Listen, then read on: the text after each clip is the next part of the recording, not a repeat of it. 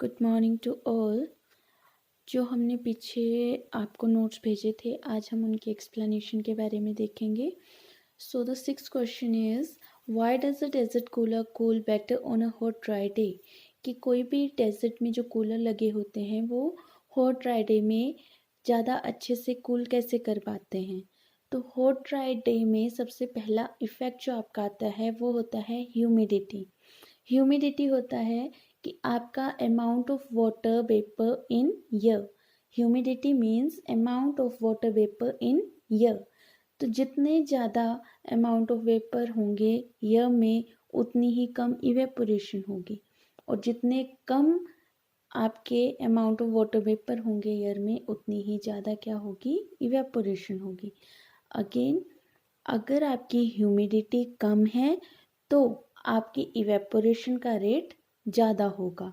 तो hot dry day में जो आपकी ह्यूमिडिटी होती है वो कम होती है, क्योंकि गर्मी की वजह से जो वाटर वेपर होते हैं वो कम बचते हैं आपकी हवा में। दैट्स वाई जो ह्यूमिडिटी होती है वो क्या होती है, कम होती है, और इवेपोरेशन का रेट क्या होता है, हाई होता है। तो as the rate of evaporation is more on a hot dry day, so जो आपके डेजर्ट कूलर हैं वो कूल करते हैं better on a hot dry day. Next question is, how does the water kept in an earthen pot become cool during summer। earthen pot is your मटका, कि मटके में जो पानी हम रखते हैं वो ठंडा कैसे रहता है गर्मियों में। दो सो मेन रीज़न इज कि जो आपका मटका होता है, ठीक है, वो आपके उस मटके में छोटे छोटे स्मॉल उसमें पोर्स होते हैं, ठीक है, या हम बोले होल्स होते हैं, जिसकी वजह से थ्रू दिस होल्स जो आपका बाहर सराउंडिंग की जो सन रेज हैं वो वहाँ पे पड़ती हैं, और उन होल्स के थ्रू जो आपका पानी होता है उसमें क्या होती है, इवेपोरेशन होती है। और इवेपोरेशन जो होगी, अब आपका पूरे के पूरे मटके में क्या होंगे, स्मॉल पोर्स होंगे, जिनके थ्रू क्या होगी, इवेपोरेशन हो रही होगी। तो जितनी ज़्यादा इवेपोरेशन होगी उतनी ही ज़्यादा क्या होगी, कूलिंग होगी। बिकॉज आपको बताया था, this is the property of evaporation, कि evaporation is accompanied by cooling. Therefore जो आपका मटका होता है उसमें क्या होती है, इवेपोरेशन होती है, जिसकी वजह से पानी क्या हो जाता है, आपका ठंडा रहता है। Next question is, why does our palm feel cold when we put some acetone और पेट्रोल और परफ्यूम ऑन इट। तो आप अपने हथेली पे अगर कोई भी पेट्रोल डालते हो या एसीटोन डालते हो या परफ्यूम डालते हो, तो आपका जो पाम होता है वो ठंडा ठंडा क्यों फील करता है। द रीज़न इज़ कि आपके हथेली में जो एनर्जी होती है, जैसे ही आप उसमें परफ्यूम डालते हो तो वो परफ्यूम क्या करता है, उस एनर्जी को एब्सॉर्ब करता है, और एब्सॉर्ब होने के बाद वहाँ पे क्या होती है, आपकी इवेपोरेशन होती है। तो ड्यू टू दैट इवेपोरेशन आपका जो पाम होता है वो कैसा हो जाता है, ठंडा फील करता है। The next question is, why are we able to sip hot tea और milk faster from a saucer rather than a cup.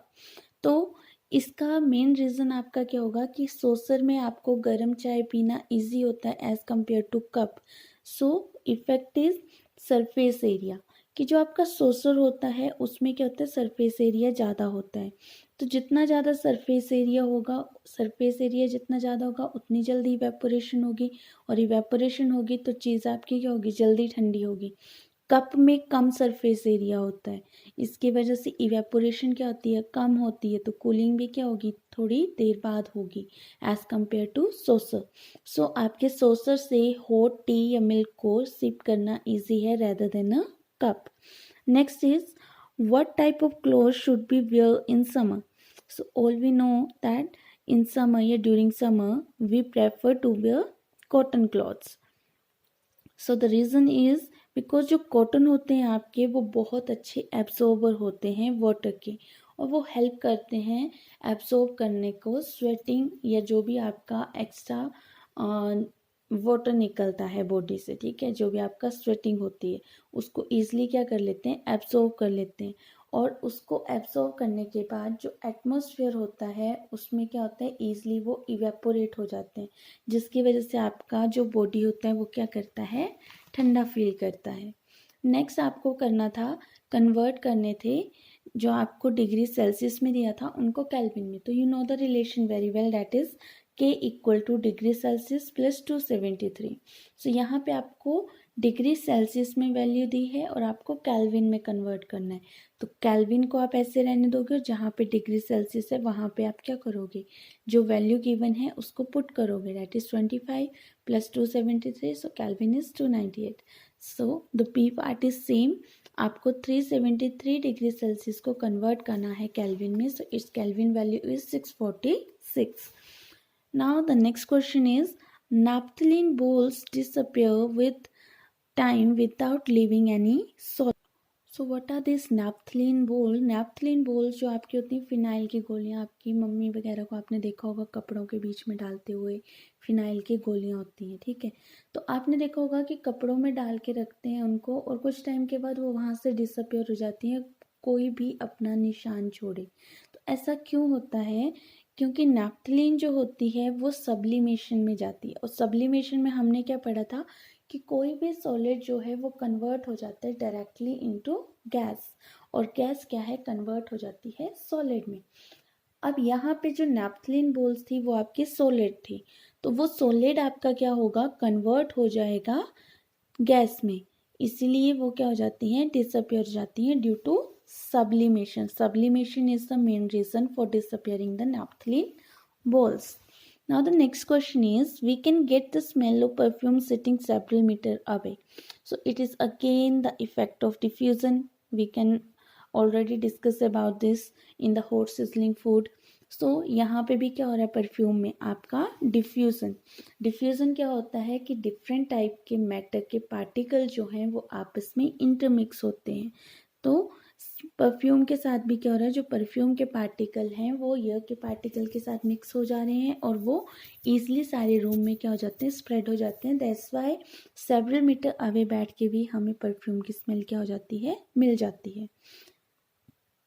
Next question है आपको अरेंज करना है फॉलोइंग सब्सटेंस को increasing order of force of attraction between the particle. So जो आपके पास में सब्सटेंस गिवन है that is water, sugar and oxygen. So here water is your liquid, sugar is your solid and oxygen is your gas. So अब आप इनको easily arrange कर सकते हो बिकॉज यू नो कि जो आपका सॉलिड होता है उसमें क्या होती है, जो सॉलिड होते हैं डेट इज शुगर, जिसमें आपकी फोर्स ऑफ अट्रैक्शन क्या होती है, बहुत ज़्यादा होती है। सो यहाँ पे आपको इंक्रीजिंग ऑर्डर में अरेंज करना है। तो इंक्रीजिंग ऑर्डर में सबसे पहले क्या आएगा, सबसे कम, फिर उससे ज़्यादा, फिर सबसे ज़्यादा। तो ऑक्सीजन सबसे कम आएगी because gases have the lesser intermolecular force of attraction, then liquid and then solid. So this is the order for intermolecular force of attraction. Now the next is give two reasons to justify. First is water at room temperature is a liquid. आपको reason देना है कि water को liquid क्यों बोला गया है eight room temperature पे। तो water at room temperature is considered to be a liquid because first reason is उसकी एक डेफिनेट वॉल्यूम होती है लेकिन फिक्स शेप नहीं रहती है। वो वाटर को हम अगर गिलास में रखेंगे तो वो गिलास की शेप ले लेगा, अगर हम उसको जग में रखेंगे तो वो जग की शेप ले लेगा, अगर हम उसको किसी और कंटेनर में रखते हैं मीन्स उसको जिस भी कंटेनर में रखो वो उसकी शेप ले लेता है, लेकिन उसका वॉल्यूम उतना ही रहता है। अगर मैं बात करूं वॉल्यूम की, सो वॉल्यूम इज कि अगर मैंने एक गिलास पानी लिया है, ठीक है, अब मैं उस एक गिलास पानी को जग में डाल देती हूँ तो वो रहेगा तब भी क्या, वन ग्लास ऑफ वाटर, ठीक है। ऐसा तो नहीं होगा कि मैंने उस एक गिलास पानी को जग में डाला तो वो जग भर गया, नहीं, वो क्या रहेगा, तब भी एक ही गिलास पानी का रहेगा। सो डेफिनेट वॉल्यूम मीन्स कि जितना उसका अमाउंट होता है वही रहता है, सिर्फ शेप उसकी क्या होती है, फिक्स नहीं होती है, वो चेंज हो सकती है। Second is it can flow easily from one container to other. So it is well explain to you that कि आपका लिक्विड क्या होता है, ईजली फ्लो कर जाता है, और सिंपली हम बोल सकते हैं इसी को हमने क्या बोला था, fluidity. Now the next is an iron अलमीरा is a solid at room temperature. तो आयरन अलमीरा, आपको सबको पता होगा कि आयरन अलमीरा की बात हो रही है, तो इट इज़ इनकम्प्रेसिबल, उसको आप दबा नहीं सकते हो, डेफिनेट शेप होती है, उसकी डेफिनेट बाउंड्रीज होती हैं, फिक्स वॉल्यूम होता है, that's why it is solid. और आपको पता है कि ये फ्लूइडिटी नहीं है, ऐसा तो है नहीं कि आपकी अलमीरा रूम में तैरती है, नहीं। तो आपकी जो अलमीरा है वो क्या है, पोजेस नहीं करती है fluidity, that is it cannot flow like water, that's why it considered as solid. Now the next is, आपके पास में एक डायग्राम दिया है जिसमें आपको दिए गए हैं substance A, B, C, D, E and F और इनके बीच में होने वाले कन्वर्जन आपको बताए गए। अब आपको बताना है कि A सब्सटेंस में क्या हो रहा है, सॉलिड से लिक्विड में जा रहा है, तो दैट मीन्स वो क्या हो रहा है, आपका फ्यूजन। बी में आपका लिक्विड से गैसेस में जा रहा है, तो that is your vaporisation, liquid से गैसेस में कन्वर्ट होने को हम क्या बोलते हैं, वेपोराइजेशन। सी में आपका जो गैस है वो लिक्विड में कन्वर्ट हो रही है, तो this is your condensation. D में आपके क्या हो रही है, लिक्विड से सॉलिड में चेंज हो रहे हैं, तो that is your solidification. Now the next is, solid से आपकी गैस में कन्वर्ट हो रही है, that is sublimation, and gas से आपका सॉलिड कन्वर्ट हो रहा है, that is also your sublimation. So these are the questions. Now question number 16, what produce more severe burn, boiling water और स्टीम। तो इस क्वेश्चन में आपसे पूछा गया है कि एक आपकी स्टीम है और एक तरफ आपका बॉइलिंग वाटर है, तो सबसे ज़्यादा वर्न जो है वो कौन कॉज करेगा। तो automatically you know the answer कि आपकी, जैसे आप रोटी बनाते हो तो रोटी में से अगर आपकी हवा निकलती है, ठीक है, तो वो हवा आपको बहुत तेज जो है वो क्या करती है, जलाती है as compare to boiling water. तो ऐसा क्यों होता है, this is because of heat energy stored in it. Steam में क्या होती है, हीट एनर्जी स्टोर्ड होती है, या हम बोल सकते हैं जिसको लेटेंट हीट ऑफ वेपोराइजेशन, जिसको हमने पहले भी पढ़ा है, what is your latent heat of vaporization, कि जिसमें आपका अमाउंट ऑफ हीट एनर्जी जो रिक्वायर्ड होती है to change 1 kg of liquid into a gas at atmospheric pressure at its boiling point, कि 1 kg ऑफ लिक्विड को गैस में change करने के लिए जो हमें amount of heat energy required होता है उसको हम बोलते हैं latent heat of vaporization. So latent heat of vaporisation of steam is more than that of boiling water. तो आपका जो स्टीम होती है वो ज़्यादा वर्न कॉज करती है as compare to water. Next आपको कुछ मेजरेबल क्वांटिटीज़ दी हैं और उनकी एसआई यूनिट्स एंड सिंबल दिए गए हैं, तो ये आपको एज इट इज़ लर्न होनी चाहिए। इनके बारे में हम बाद में डिटेल में भी पढ़ेंगे कि लेंथ को हम कहाँ पे यूज़ करते हैं, mass, weight, volume, density, temperature, pressure, latent heat, इनका बाद में हम आगे और अच्छे से पढ़ेंगे।